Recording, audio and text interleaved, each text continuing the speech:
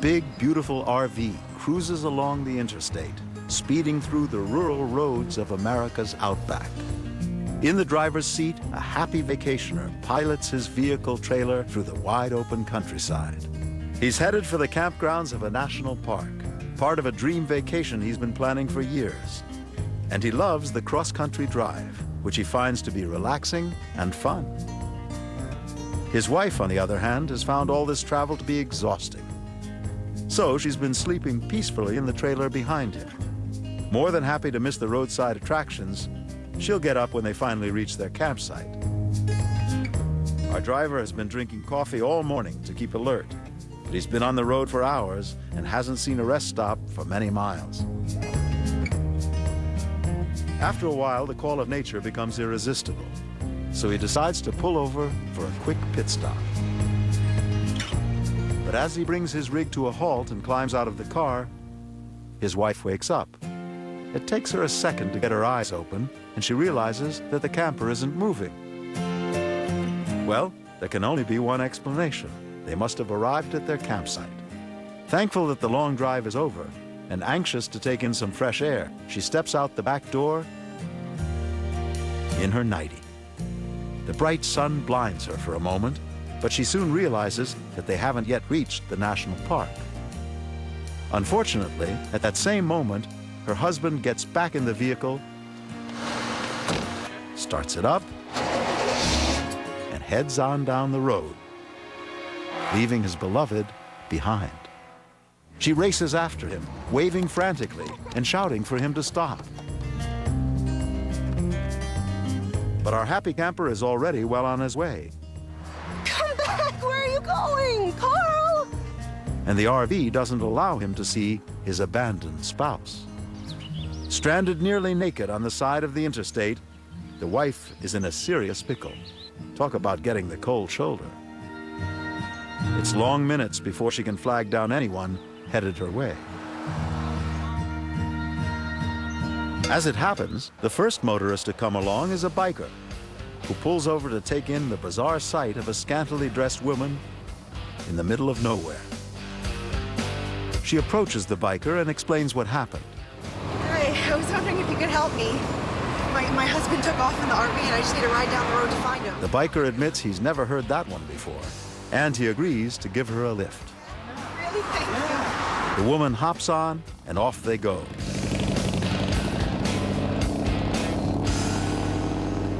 Meanwhile, her dear old husband tools along without a clue, rolling off the miles, master of the open road, until he looks over in the next lane to see a biker trying to overtake him.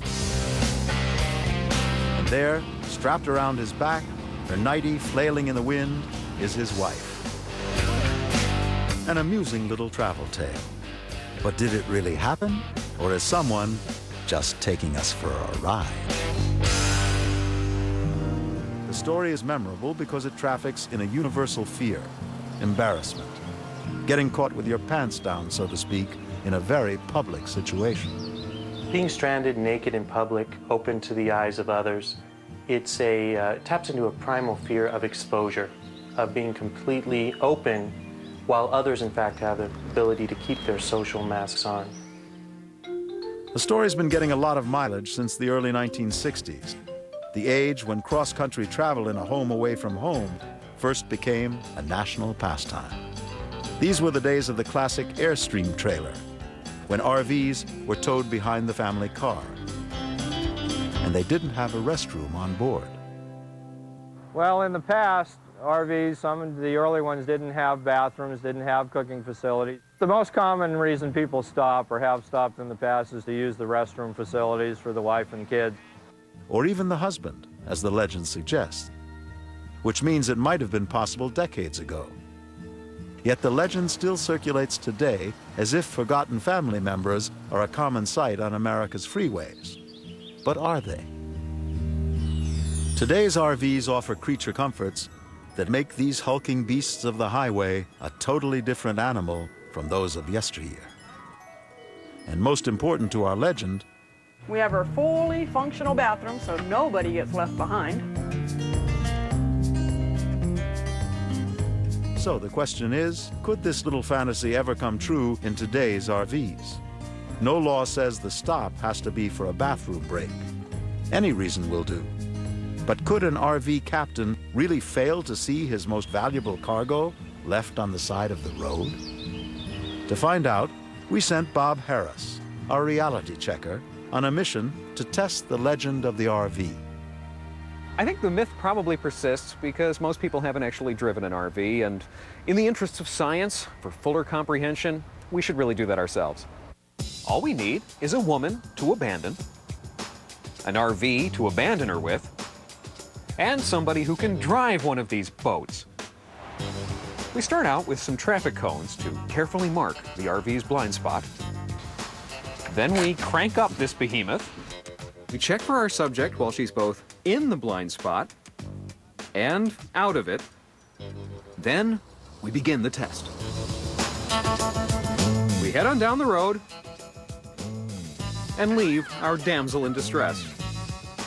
But after gaining a lead of only 20 feet, our victim is already out of the blind spot and clearly visible in the side view mirror. All of which makes this urban legend unlikely. Of course, we also have this wide-angle rear-view monitor, which would make the legend impossible. Reality strikes again. So, with losing your loved ones so hard to accomplish, it would seem that our legend is a fable, and yet it's mostly true. While all the details of the story aren't real, it's still possible for unwitting passengers to end up as a roadside attraction. In fact, it happens with old trailers, new trailers, and even with no trailer at all. I experienced personally, back in the early 70s, someone being left behind. As a young CHP officer, I was responded to a gas station in San Clemente to meet with a woman. When I got there, it was Nancy Reagan, and she had been left behind by her limousine driver, who mistakenly thought that she was still in the back when he stopped to get gas. About a minute later, I saw a limousine coming off the off-ramp with a panicked driver, and sure enough, it was hers. So it seems the account is mostly true.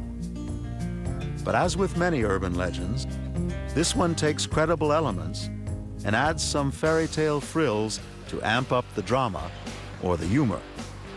In the legend, the woman isn't stuck at a gas station, she's stranded on the highway. She's not in normal dress, she's in a nightie, or even naked. And the rider she flags down isn't any motorist, he's a leather-clad biker. Beauty and the Beast. All of which makes for a final image that people just don't forget. So the urban legend keeps rolling along. As you can